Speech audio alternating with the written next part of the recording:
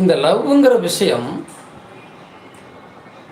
எவ்வளவு கொடூரமானது அப்படின்னு நான் இப்போ தான் புரிஞ்சுக்கிட்டேன் அப்படின்னு நம்ம சில நேரத்தில் பார்க்குறோம். இப்போ கூட நம்ம நிறைய நியூஸில் பார்த்தோம். மனைவியே 2 பேரும் ஜாலியாக ஹனிமூன் போன இடத்துல காதலர்களை வச்சு கணவனை தீர்த்து கட்டியதாக நியூஸ் எல்லாம் பார்த்தோம். இப்போ இப்படியெல்லாம் ஒரு காதல் வருமா அப்படின்னு கூட நம்ம கேட்கலாம். காதல் எப்படியும் வரும்.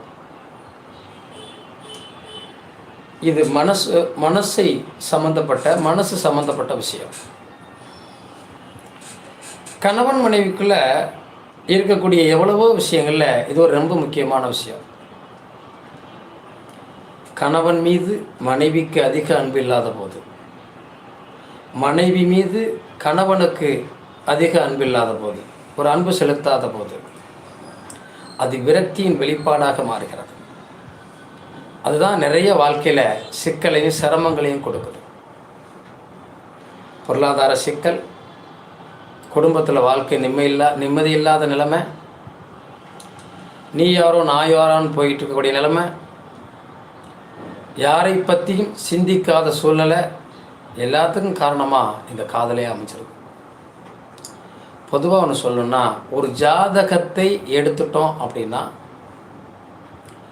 இது காதல் ஜெயிக்குமா தோக்குமா, இந்த காதலர்கள் 2 பேருக்குள்ள அந்நூனியம் இருக்குமா இருக்காதா,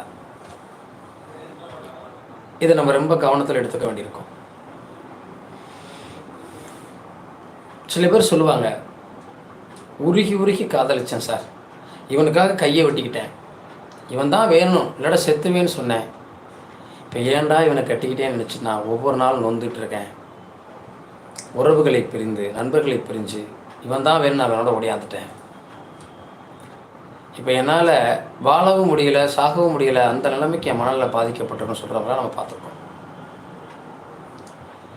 ஒரு காதல் அப்படிங்கிறது லக்கணத்துக்கு 5ஆம் இடம்.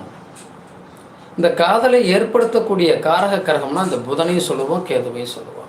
கேது காதலை ஏற்படுத்தும், ஆனால் வெட்டி விட்டுரும். புதன் நல்லா இருந்தால் காதலை சேர்த்து வைக்கும். இந்த 5ஆம் இடம் காதலை குறிக்கக்கூடிய 5 இருக்கிறது அல்லவா, இந்த 5ஆம் இடத்தினுடைய அதிபதி லக்கணாதிபதியோடு இணைந்திருக்கிறார். 7ம் 5ம் இணைந்திருக்கிறது, செவ்வாயும் புதனும் இணைந்திருக்கிறது. இதுவெல்லாம் காதலை கொண்டு வருகிறது. இந்த செவ்வாய் புதனோடு கேது இணைந்து 5, 7ல் இருக்காங்க. இதுவெல்லாம் காதலை ஏற்படுத்துகிறது, ஒரு ஈர்ப்புத்தன்மையான விஷயத்தை கொண்டு வருது. அப்போ இந்த காதலில் இந்த புதன் செவ்வாய் இணைவு சேர்க்கை பார்வை இருக்கிற போது தைரியமான காதலாக இருக்கிறது. அது ஜெயிக்குதா தோக்குதாங்கிற ஒரு விஷயம் வேற.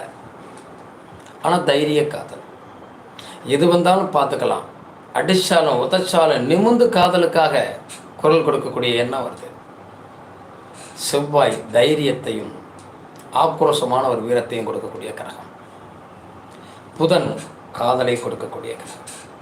இந்த புதனை செவ்வாய் பார்த்துருச்சுன்னா கண்ணு மூக்கு தெரியாத காதலாக இருக்கும். வாழ்க்கையில் அப்பா அம்மா யார் இருந்தாலும் சரி தைரியமாக லவ் பண்ண சொல்லுதே. அப்போ இங்கே சுபக்கிரகமாக இருக்கக்கூடிய சுக்கிரன் குரு சேர்க்கை பெற்று பாப கிரகங்களோட தொடர்பில்லாமல் இருக்கிற போது அந்த காதல் ஜெயிக்கிறது, வெற்றி பெறுகிறது. இப்போ இந்த 2 பேர் லவ் பண்ணுறாங்க அப்படின்னா அந்த 5, 7 சம்மந்தப்படுது, அதில் புதன் சம்மந்தப்படுது. அந்த காதல்கிற விஷயம் வீரியமாக பெரிய லெவலில் போகுது. அந்த காதலை தடுப்பதற்கு தடை செய்வதற்கு ஏதாவது ஒரு வகையில் கேது சம்மந்தப்படுச்சுன்னா கட் பண்ணி விட்டுரும். கத்திரிக்கோள்னு சொல்லுவோம். கேது சம்மந்தப்படாமல் குரு சம்மந்தப்படுகிறது, சுக்கிரன் சம்மந்தப்படுகிறது. நல்ல சுபத்தன்மையோடு இந்த 5, 7 லக்னாதிபதி தொடர்பு இருக்கிறது அப்படின்னா அந்த காதல் வெற்றிகரமான காதலாக இருக்கிறது.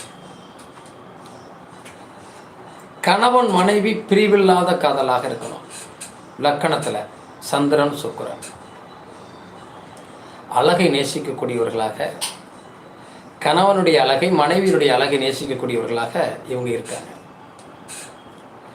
இந்த அழகு ஒருவரை ஒருவர் பிரிய